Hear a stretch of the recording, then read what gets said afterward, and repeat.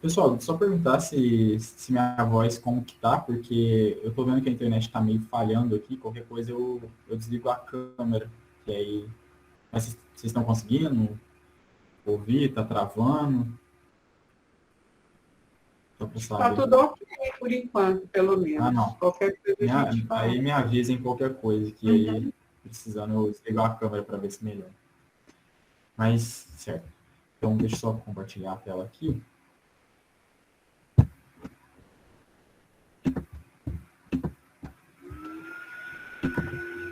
E a gente está quase terminando, né, o capítulo dos suicidas, e como passa rápido, né? Parece que foi esses dias para trás que nós começamos, mas se for parar para ver, foi em 2020, né? Não foi nem 2021, foi 2020. Ele já está aí há um bom tempo, né? O Marleninho, o João vai lembrar, né? Lá do início mesmo, quando ainda estávamos presenciais, né? Iniciando uma outra proposta de estudo, né? Em que cada qual apresentaria um trecho, né? Faria uma apresentação do livro. Então, olha como as coisas mudaram, né? Às vezes a gente planeja uma coisa, mas acontece totalmente outra. Circunstâncias da vida. Mas, enfim, como eu não pude estar presente nas últimas semanas, nas últimas duas, queria perguntar, Marlene, alguém quer recapitular alguma coisa referente aos textos trabalhados ou podemos começar? Assim, a semana passada, igual eu te falei, Vitor, estávamos só quatro, a dona Honória, a Lucélia, a dona Naíra e eu. E o texto que nós estudamos, eu até sugiro para quem não estava presente, ouvir o estudo ou ler, né, que é Felician. Foi muito interessante mesmo, né? Porque foi um homem, assim, que no começo aqui Kardec apresenta, você falar, isso aí é tudo de bom, esse homem. Só que ele cometeu suicídio. E aí depois ele vai explicar, ele era um suicida recidente. E é isso que foi um caso novo, pelo menos aqui para nós, né? Que ele próprio vai explicar, e Kardec também vai elucidar bem isso, que normalmente a pessoa, quando comete suicídio, ela tem a tendência a praticar novamente em outra encarnação. E isso até nós comentamos que é mais ou menos assim, né? Todos nós, diante de uma situação, quando você toma uma atitude, depois a tendência é a gente repetir aquilo, né? Até dei meu exemplo, assim, quando vai dirigir.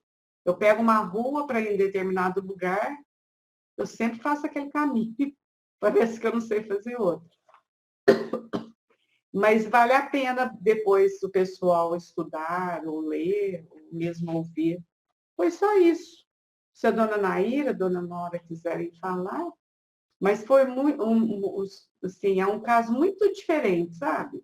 Mas, como sempre, eles pedem oração. Primeiro, ele chegou todo, né? Ele nem falava que era suicida. Kardec até desconfiou que não fosse ele. Aí depois tem a comprovação pelo guia que realmente seria ele, né? Aí no fim ele ele já confessa. É só isso, Vitor, que eu Não, posso falar. perfeito. Interessante, muito interessante. Eu também não cheguei a ler, né? Mas vou pegar para ler amanhã, inclusive, porque eu achei muito interessante. Não me lembrava dessa passagem. Parece ser um caso intrigante, né? E tá aí uma reflexão, um acréscimo, né? Que talvez muitos de nós não tenham noção de que isso existe, né? Essa tendência de reincidir no erro. É o que você falou, né? Desses caminhos já tomados, a gente tem uma tendência a segui-los novamente quando nos defrontamos com as mesmas dificuldades, né? Então, é um exemplo muito claro esse que você deu do carro, né? O caminho, enfim, das ruas. Perfeito. Então, já que a Marianinha fez essa recapitulação para nós que não estávamos presentes na última reunião, acho que podemos começar. João, você faz a leitura para nós? Claro, Hoje com leremos o caso do Antônio Belli. Ou Antônio, né? Estou dizendo aqui para nós. certeza. Antônio Belo. Era caixa de uma casa bancária do Canadá e suicidou-se no dia 28 de fevereiro de 1865. Um dos nossos correspondentes, médico e farmacêutico residente na mesma cidade, nos deu a propósito as seguintes informações. Conhecia-o havia perto de 20 anos, como homem pacato e chefe de numerosa família. De algum tempo para cá, imaginou ter comprado um tóxico na minha farmácia, servindo-se dele para envenenar alguém.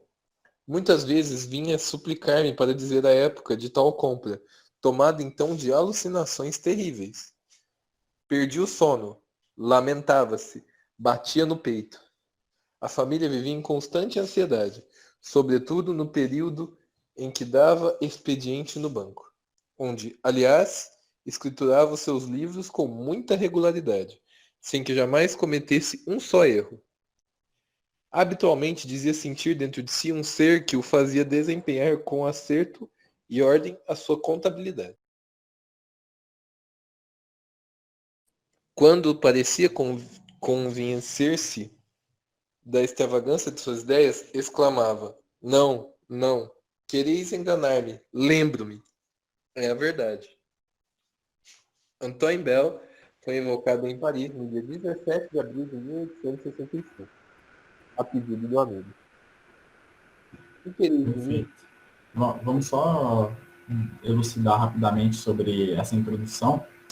A gente já vê aqui de cara que é um caso de um espírito que se encontrava em uma condição de muita confusão, né? Então, ele estava muito confuso, com muita dificuldade de percepção da própria realidade, né? E aqui é basicamente o que se chama, de fato, de alucinação, que é quando você se encontra em uma circunstância mental que se imagina outra realidade, né? Você está vendo outras coisas e tem ideias distintas do que se encontra na realidade e pensa em fatos que não ocorreram, pelo menos não nessa vida. Então, é interessante, né? Porque olha o estado em que ele se encontrava.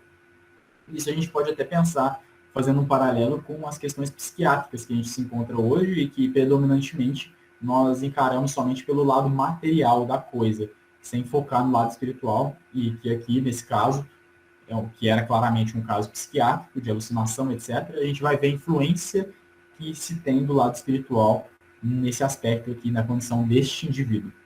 Então, interessante a gente ver, e o quadro dele já narrado assim de cara, a gente vê que era um indivíduo que sofria de muita confusão. Então, estava em um estado de alucinação de fato. E o mais interessante de tudo isso é a gente ir percebendo, a partir das invocações, a forma como Kardec vai lidar, mas principalmente como Kardec destoa a diferença que a lei divina vai ter em cada um desses casos, né? Então, é muito distinto um espírito que está confuso, que está em estado de alucinação, de um espírito que, por decisão racional, por assim podemos dizer, decide suicidar-se. Há uma diferença abrupta entre esses dois casos, assim como também há uma diferença abrupta para aquele que se suicida tendo em vista uma causa nobre, como é o caso daquele pai que tira a própria vida para isentar o filho de ir à guerra. Então, assim, são casos distintos uns dos outros e, graças às suas diferenças, às suas divergências, Deus e a sua lei atuará de maneiras também distintas em cada um desses casos. E é interessante a gente ver como essas coisas vão variando e como a lei divina ela é, se assim podemos dizer, fluida, né? Ela se adequa muito bem é assim, até errado, né? Perfeitamente a cada um dos casos, ela nunca falha.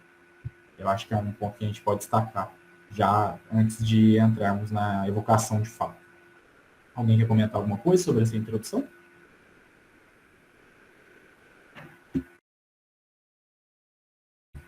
Não? Então, o João pode prosseguir para nós, por favor.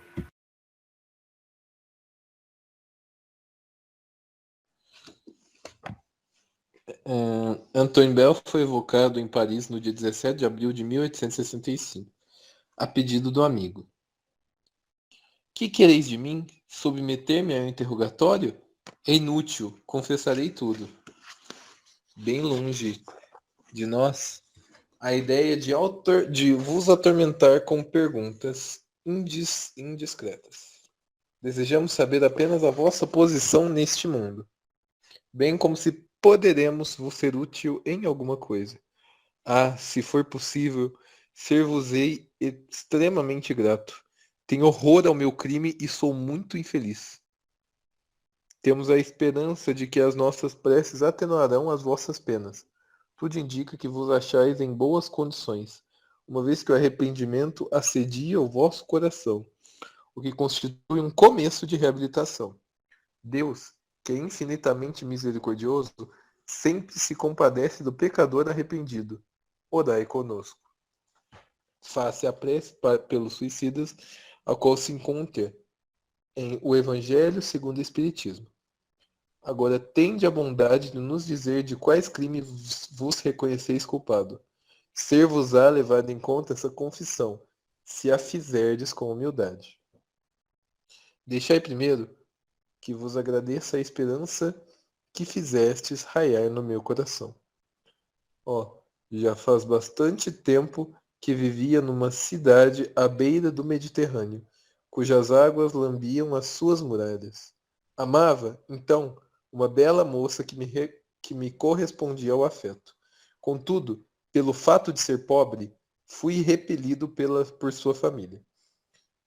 Certo dia, ela me participou que desposaria o filho de um negociante, cujas transações se estendiam para além de 2 mares, e assim fui repudiado. Louco de dor, resolvi acabar com a própria vida, não sem antes assassinar o detestado rival, saciando assim o meu desejo de vingança. Entretanto, os meios violentos me repugnavam, de modo que eu temia só a ideia de praticar esse crime. Porém, o meu ciúme foi mais forte do que eu. Na véspera do casamento, o meu rival morria envenenado, pelo meio que me pareceu mais fácil. Eis como se explicam as reminiscências do passado. Sim, eu já reencarnei, e é preciso que reencarne ainda. Oh, meu Deus, tende piedade da minha fraqueza e das minhas lágrimas. Aí, maravilha. Isso já é muito rico, né? Vamos lá para a primeira pergunta. Olha como é interessante, né? O Kardec e os espíritas ali fazem a evocação e ele já chega na defensiva, né? O que quereis de mim? Fazer-me um interrogatório? É inútil, confessarei tudo. Então ele já chega, né, muito amedrontado, é aparente, né? E aparentemente também ele já não se encontrava tão confuso como antes de se suicidar. Aí o Kardec, né, elucida o que está acontecendo. Olha, diferentemente do que você está pensando, a gente não quer te atormentar. Ao contrário, né, a gente quer entender a sua posição e queremos, acima de tudo, ser úteis a vós. Então a gente quer te auxiliar, acima de tudo, né? É uma via de mão dupla. Enquanto você nos auxilia descrevendo a situação em que se encontra, nós o auxiliamos através da prece, através de esclarecimentos, de elucidações.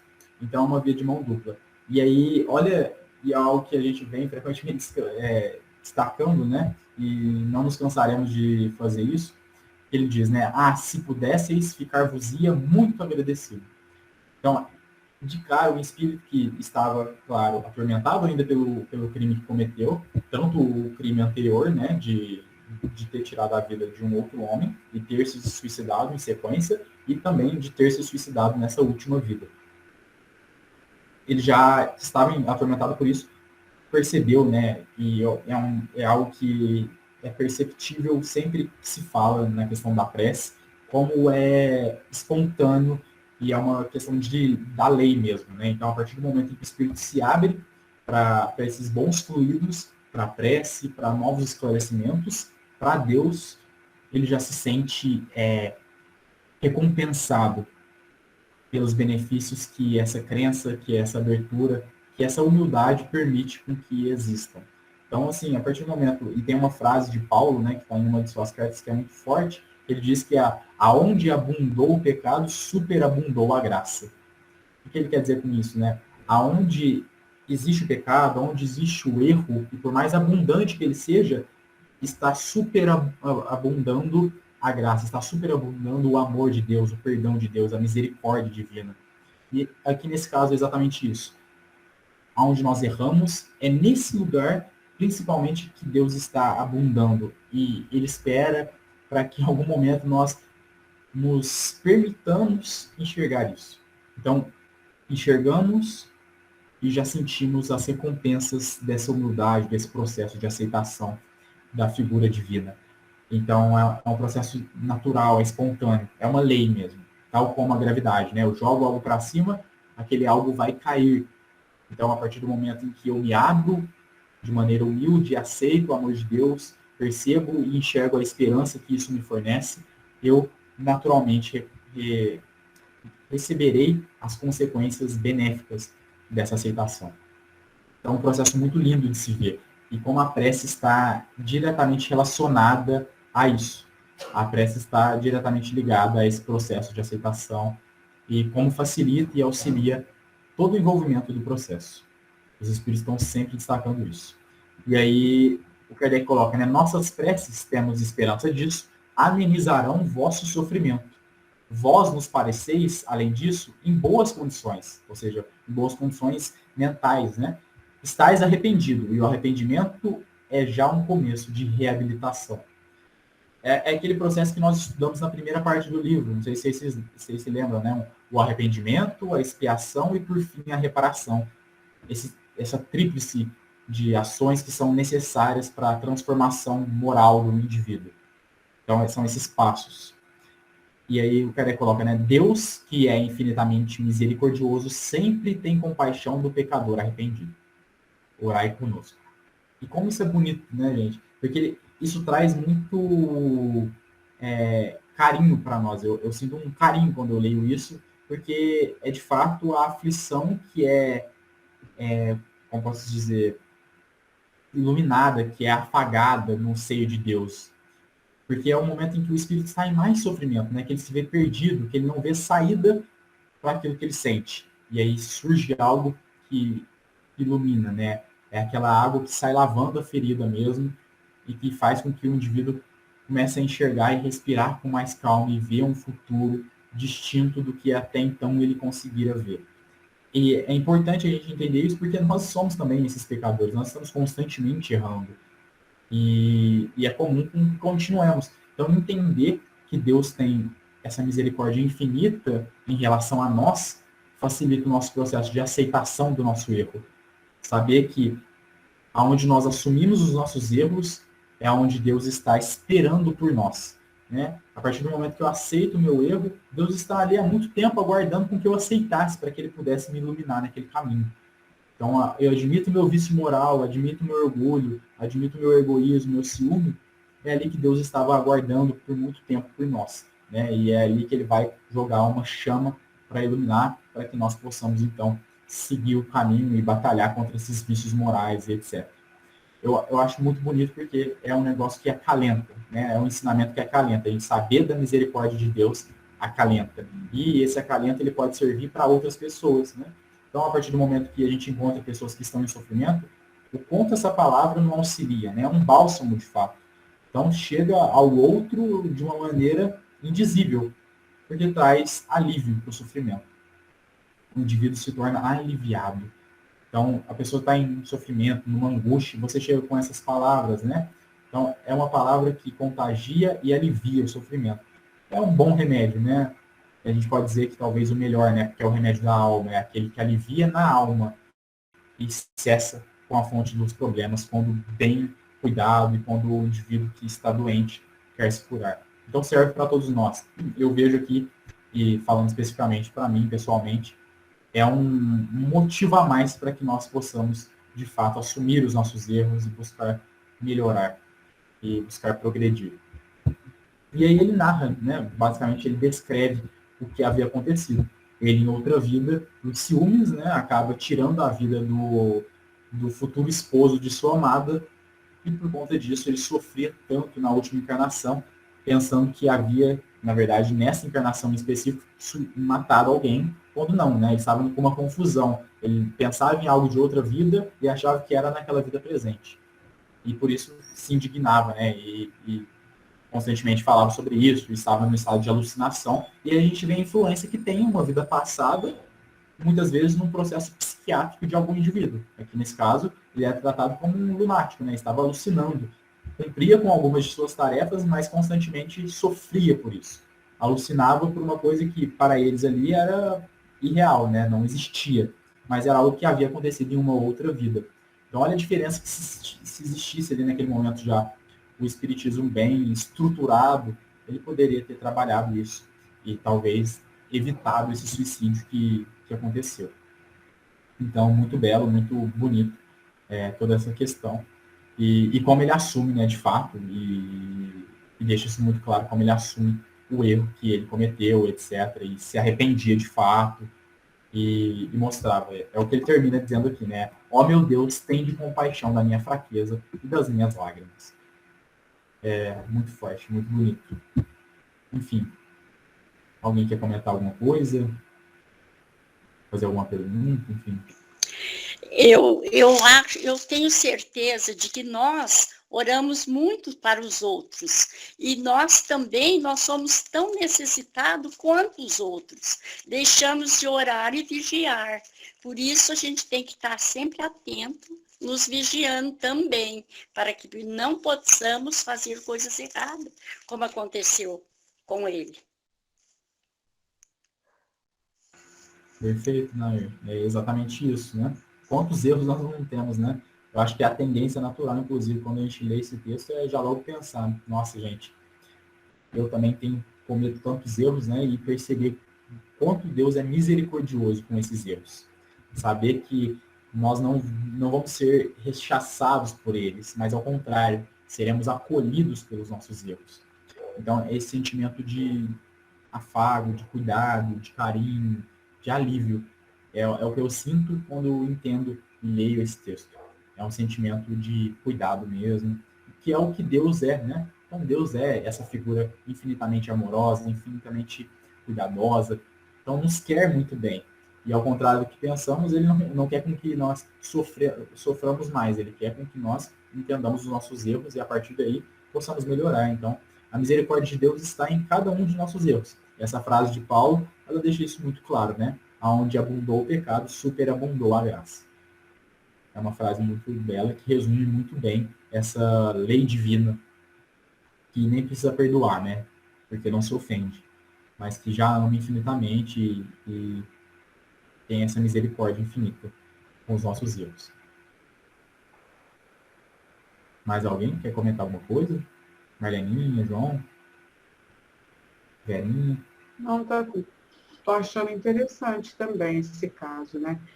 Só para ver se eu entendi bem, no começo ele tinha essas perturbações, que comprou veneno, isso é da encarnação que ele suicidou, não é? Então, era de outra encarnação, né? Ele ia até a loja de um homem, que é o homem que ele estava descrevendo. Aí, né? Ele achava que ele havia envenenado uma pessoa na atual encarnação que ele se encontrava, mas na verdade era na anterior. Então, era por isso que eu disse, né, como é interessante.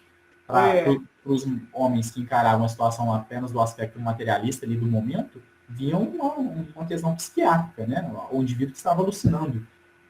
De fato, era um processo de alucinação, mas tinha seus fundamentos em outras vidas, né? Então, tinha um processo além do que se imaginava. O que é muito interessante.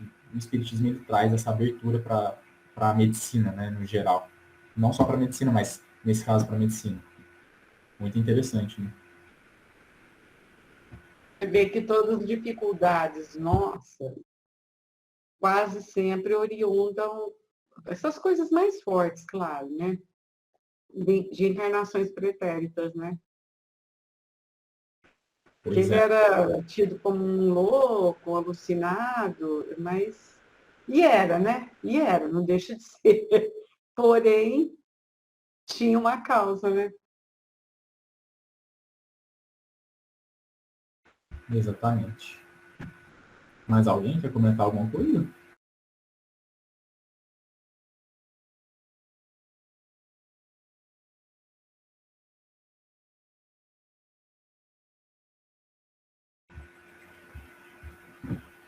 Acabei saindo sem querer. Fui abrir o texto e cliquei aqui sem querer. Alguém quer comentar? João, quer comentar alguma coisa?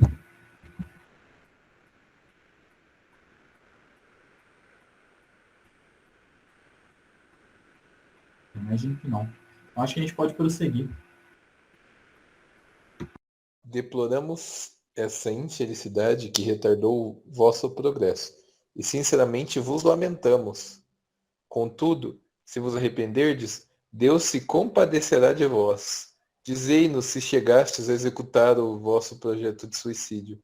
Não, e confesso, para a vergonha minha, que a esperança despontou novamente no meu coração, com o desejo de me aproveitar do crime já cometido. Mas os remorsos me traíram e acabei por expiar, no último suplício, aquele meu desvario. Enforquei-me. Na vossa última encarnação tinhais consciência do mal praticado na existência anterior? Somente nos últimos anos. E eis como. Eu era bom por natureza, e depois de submetido, como todos os homicidas, ao tormento da visão contínua da vítima que me perseguia, qual vivo remorso, dela me libertei depois de muitos anos, pelo arrependimento e pela prece. Recomecei outra existência, a última, que atravessei calmo e tímido. Tinha em mim como que vaga intuição da minha inata fraqueza, bem como da falta anterior, cuja lembrança guardava em estado latente. Mas um espírito obsessor e vingativo, que não era outro senão pai da minha vítima, facilmente se apoderou de mim, fazendo reviver em meu coração, como se fosse num espelho mágico, as terríveis lembranças do passado. Ora, influenciado por ele, ora por meu guia, que me protegia, eu era o envenenador e, ao mesmo tempo, o pai de família a ganhar pelo trabalho o sustento dos filhos. Fascinado por esse demônio obsessor, deixei-me arrastar ao suicídio. Sou muito culpado, é verdade, porém menos do que se eu tivesse deliberado por mim mesmo. Os suicidas da minha categoria, incapazes por fraqueza de resistir aos espíritos obsessores, são menos culpados e menos punidos do que os que tiveram a vida por efeito exclusivo da própria vontade. Orai comigo para que o espírito que tão fatalmente me influenciou renuncie à sua vingança, e orai por mim para que adquira a energia, a força necessária para não ceder à prova do suicídio voluntário, a que serei submetido, dizem-me, na próxima encarnação. Muito interessante. O fato que o Kardec, né, deixa seus votos, né, lamenta a situação do suicídio e coloca, né, aparentemente, pelo seu arrependimento, a gente percebe que Deus claramente terá compaixão de vós. Então você já está no começo do processo, já se arrependeu, é o que importa. E aí ele responde, né, que o Kardec questiona, se ele havia executado o projeto de suicídio, né? E ele responde, não, para minha vergonha, confesso que a esperança me voltou ao coração.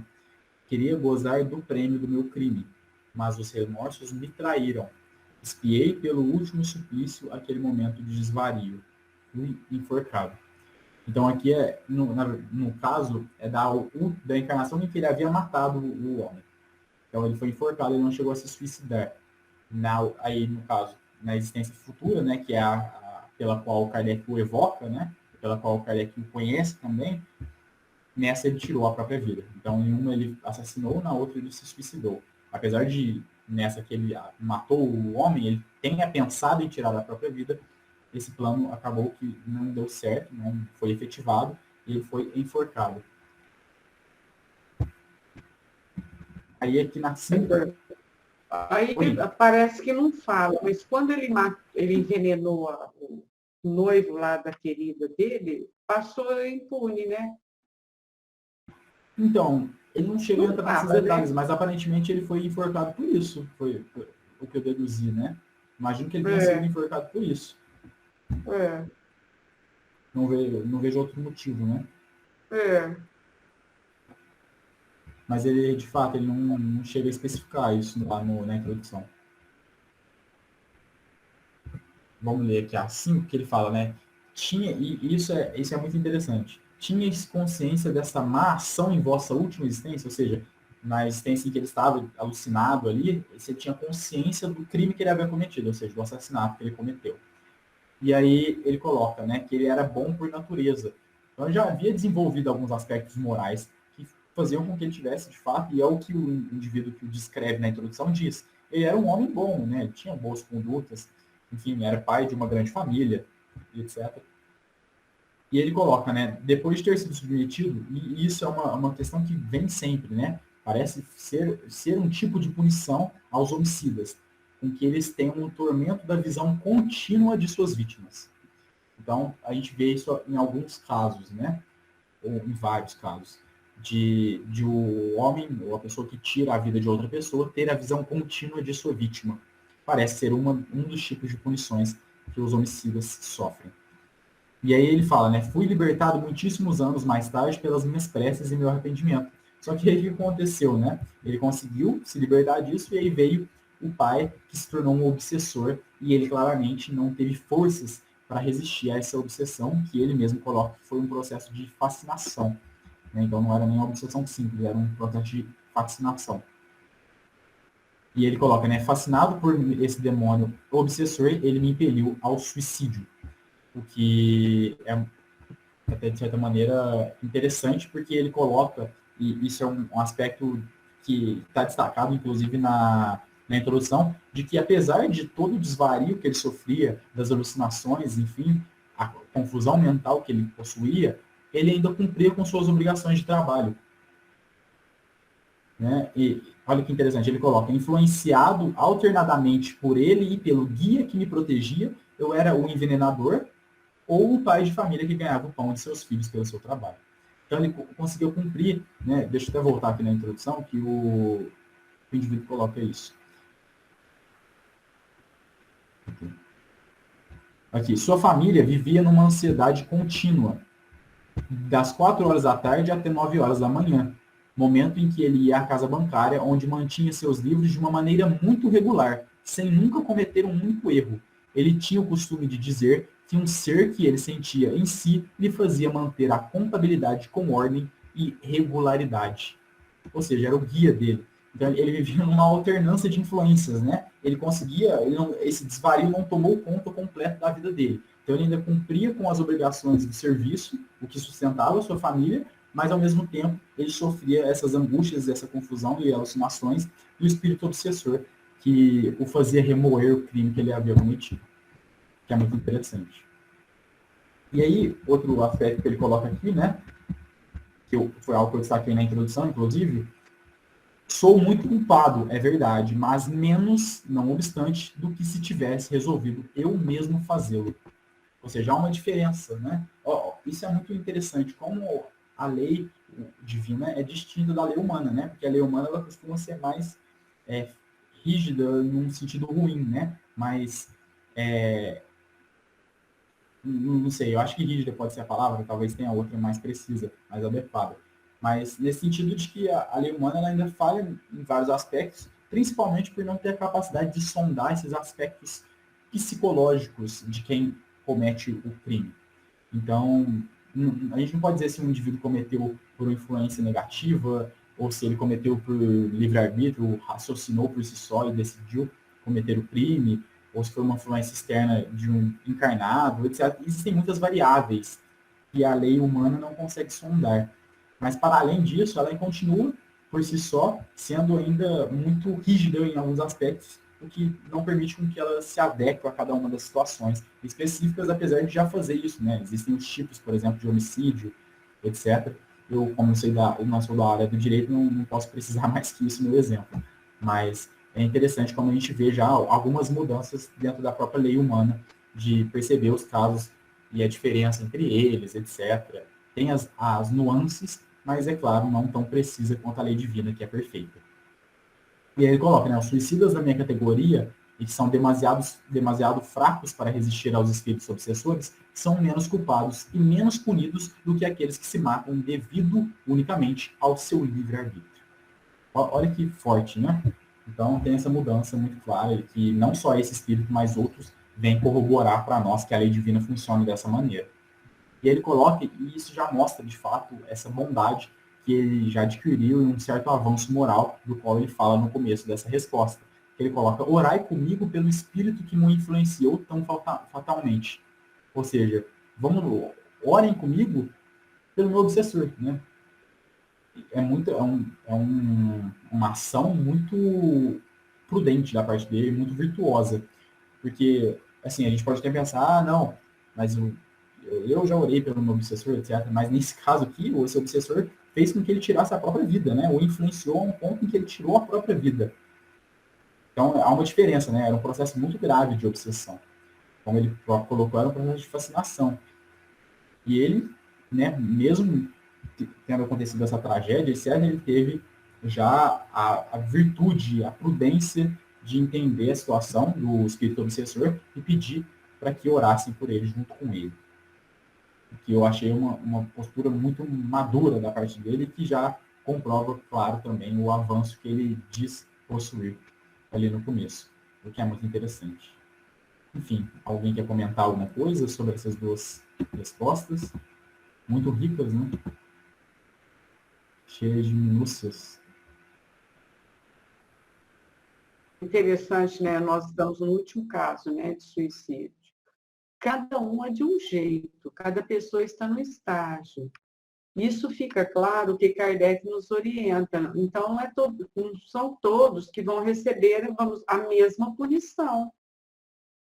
Né? Que alguns espíritas desavisados, até porque estudam, mas não entendem, não alcançam em profundidade, né, o que Kardec fala, começa a falar, suicidou, vai acontecer isso, vai ficar... Não é assim, né? Porque cada um é de um jeito, né? Igual na Terra, né? Exato. Você acabou de falar. E é uma coisa muito interessante, né? E isso, pessoal, é característico das ciências, né? As ciências, elas têm por característica serem universais. O que isso quer dizer? Elas tratam dos casos universais e não dos casos particulares.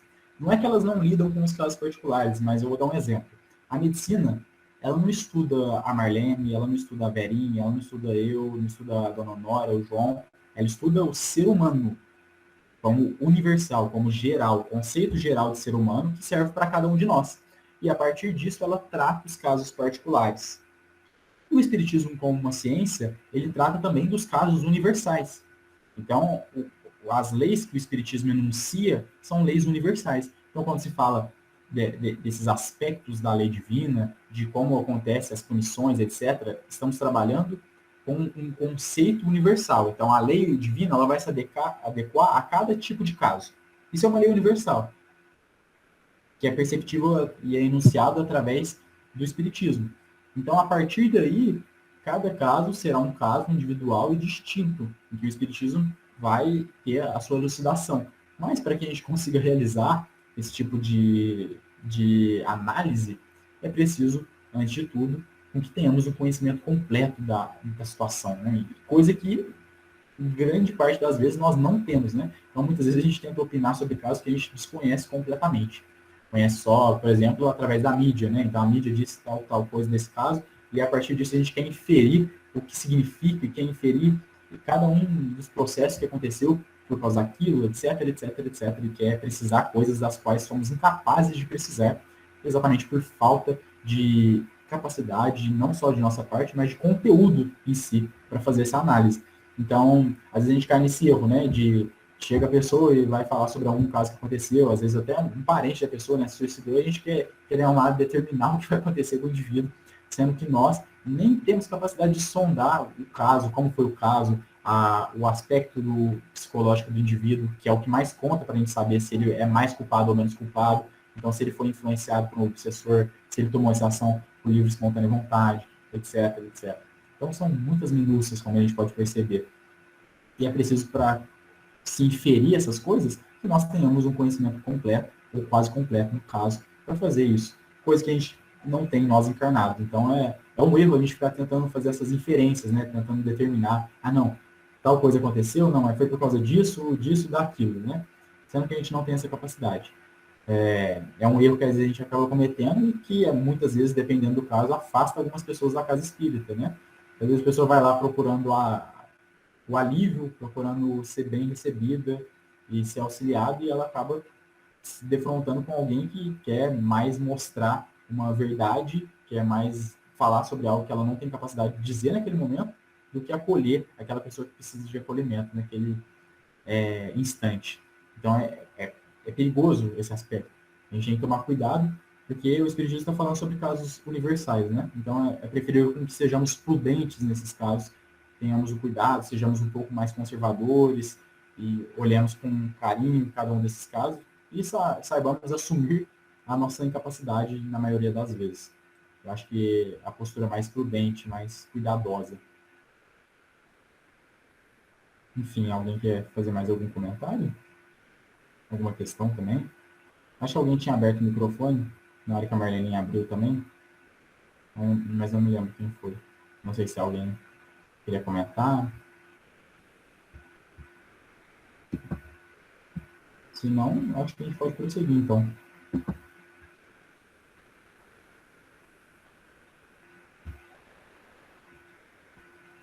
O guia do médium. Um espírito obsessor pode realmente levar o obsediado ao suicídio? Certamente, pois a obsessão, que por si mesma já é um gênero de provação, pode manifestar-se de todas as formas. Mas isso não quer dizer isenção de culpabilidade. O homem dispõe sempre do seu livre-arbítrio, e por conseguinte, é livre para ceder ou resistir às sugestões a que o submetem. Quando sucumbe, o faz sempre por assentimento da sua vontade. Ademais, o espírito tem razão ao dizer que a ação instigada por outro é menos repreensível e menos punível do que quando cometida voluntariamente. Contudo, nem por isso se inocenta de culpa, visto como, afastando-se do caminho reto, mostra que o bem ainda não está fortemente enraizado nele. Apesar da prece e do arrependimento terem libertado esse espírito da visão tormentosa da sua vítima, nem por isso ele deixou de ser perseguido pela vingança de um obsessor na sua última encarnação. Como se explica esse fato? Como sabeis, o arrependimento não passa de uma preliminar indispensável à reabilitação. Mas não basta para libertar o culpado de todas as penas. Deus não se contenta com promessas, sendo preciso a prova, por atos, do retorno ao bom caminho. É por isso que o espírito é submetido a novas provações que o fortalecem, resultando-lhe em um merecimento ainda maior quando dela sai triunfante. Os espíritos maus só o perseguem enquanto não o encontram bastante forte para resistir-lhes. Encontrando resistência, eles o abandonam, certos da inutilidade dos seus esforços. Pode ler a observação ou quer que pode? Tá certo. Estes dois últimos exemplos mostram a repetição da mesma prova em sucessivas encarnações, e por quanto tempo forem necessárias. Então, Bell personifica o homem perseguido pela lembrança de um crime cometido em existência anterior, qual um remorso e um aviso. Por aí já se vê que todas as existências são solidárias entre si, que a justiça e a bondade divina se ostentam na faculdade conferida ao homem de progredir gradualmente, sem jamais privá-lo do resgate das faltas, que o culpado é punido pela própria falta, sendo essa punição, em vez de uma vingança de Deus, o meio empregado para fazê-lo progredir. Que didático, né? Clareza.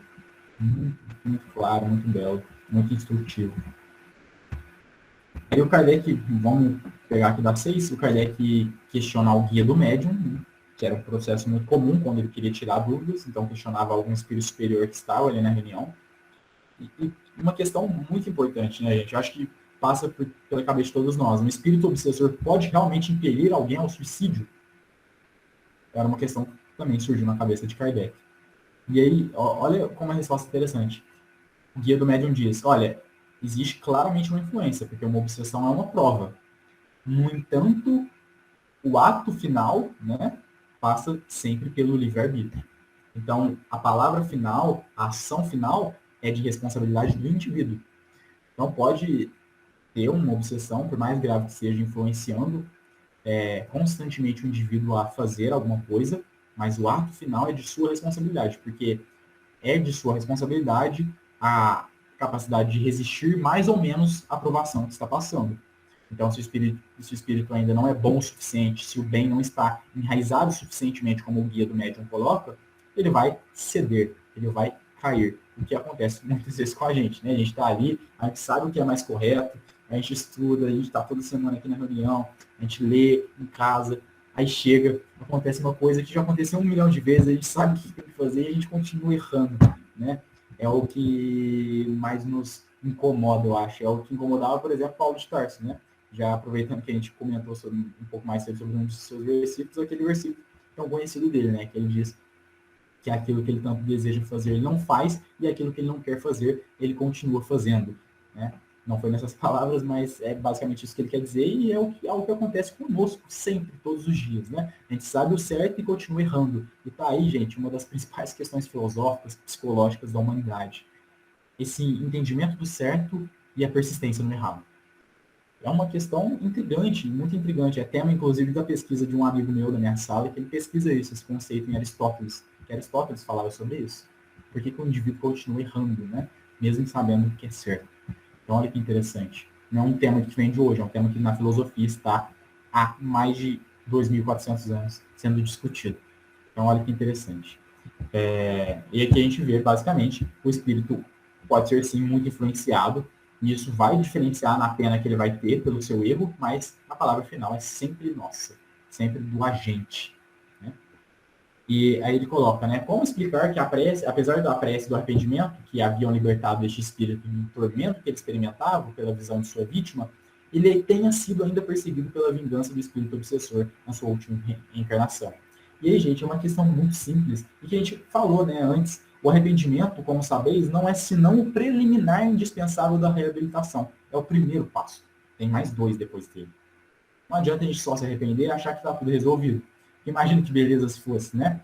Todos os erros que a gente comete, e a gente vê isso, por exemplo, em outras religiões, né? De maneira distinta, a gente não uma crítica, né? Mas é algo que de fato acontece, é uma descrição de fatos, né? Existem pessoas que estão ali, elas se convertem, se arrependem de seus pecados e estão perdoadas e vão para o céu, né? Então, é uma doutrina que é propagada há muito tempo, mas o Espiritismo coloca de maneira distinta, né? De outra forma. O Espiritismo diz que não, o arrependimento é importante, mas é só o primeiro passo, né? Seria, claro, muito mais fácil se a gente só precisasse se arrepender para estar ali já no caminho, enfim, já perdoado desses erros. Mas não, a gente precisa primeiro se arrepender, depois espiá-los para no fim repará-los. E aí a gente é tema de estudos passados, né, bem passados, em que a gente estudou ali o Código Penal da Vida Futura, que é muito rico. Está ali o cerne da lei divina discutido na obra de Kardec. Muito importante. E termina, por fim, com a observação de Kardec, que é muito interessante, porque o Kardec vai falar exatamente dessa diferença dessas existências, né? Como essas existências, por mais distintas, elas estão sempre relacionadas e uma influencia na outra. E, acima de tudo, isso mostra a misericórdia de Deus. Então, cessa com a ideia de um Deus vingativo, porque a reencarnação vem explicar esses fatos que até então pareciam inexplicáveis. Então, todos esses aspectos, como a gente viu aqui, né, num primeiro momento, se a gente encarasse de uma maneira materialista, ou então de uma religião que enxerga a vida como uma vida única, a gente ia se indagar por que Deus permitiu que o indivíduo sofresse de alucinações e essas alucinações fizessem com que ele se suicidasse. Né? Cadê a misericórdia divina? Cadê a justiça divina nisso? E aí, o Espiritismo, através da reencarnação, vem mostrar a misericórdia de Deus. A lei de Deus, na sua mais infinita misericórdia, se prova através da reencarnação. Então, é o que Kardec coloca. O culpado é punido por sua própria falta. E a punição, em vez de ser uma vingança de Deus, é o meio empregado para fazer o progredir. Então, é o contrário do que se pensa. Né? A punição, ela não é uma punição no sentido estrito da palavra, mas no sentido lato. Né? É a punição que vem para ensinar. Né? É a correção, trazendo para o nosso vocabulário social. Né? A correção é aquele que corrige. Né? Tem uma palavra que ela é muito boa, um verbo, né? Mas que também pode ser um substantivo, que é admoestar. Admoestar é repreender benevolentemente. Eu acho que é basicamente isso, a lei de Deus, né? Não sei se esse verbo existia no tempo de Kardec, mas é um verbo que se adequa muito bem, né? Porque quando a gente fala de castigo, esse termo vem muito carregado com a tradição católica, né? Então a gente fica pensando naquele castigo do inferno.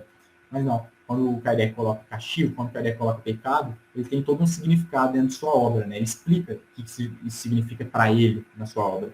Né? Então, significa exatamente isso. Essa punição, mas que vem para o bem, né? Não é a punição que nós entendemos hoje em dia, com a tradição católica, etc. Toda essa história.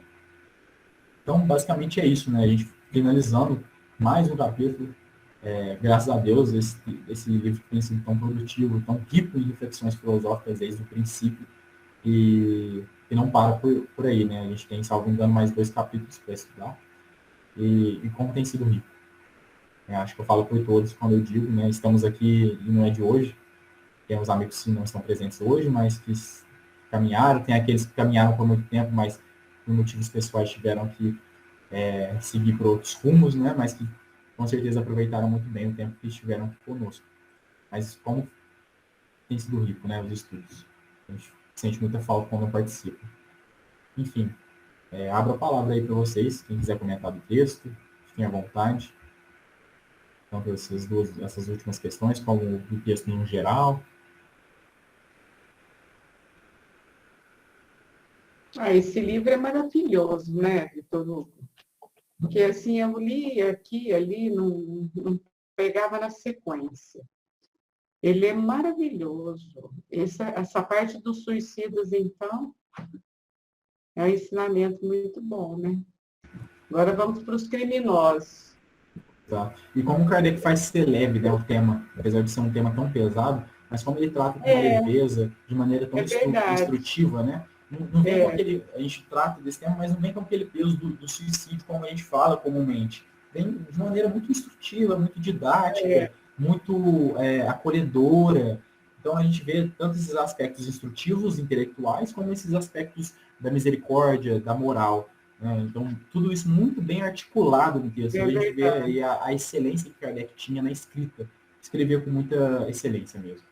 Então, sabia articular muito bem, não só as palavras, mas também lidar com todos esses aspectos por detrás do texto, que é a moralidade, a intelectualidade, e associá-las da maneira mais equilibrada, mais adequada possível. Enfim, é prazeroso de se ler. É muito enriquecedor. Se ninguém tiver mais nada a comentar, né?